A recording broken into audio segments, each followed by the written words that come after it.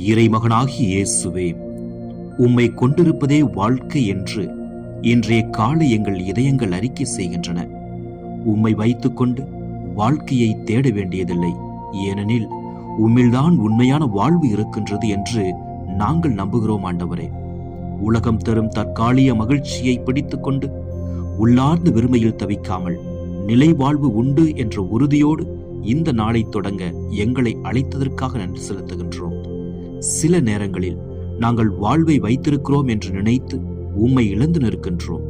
அந்த உண்மையை இன்றைய காலை எங்கள் மனசாட்சிக்குள் மென்மையாக உணர்த்துவீராக.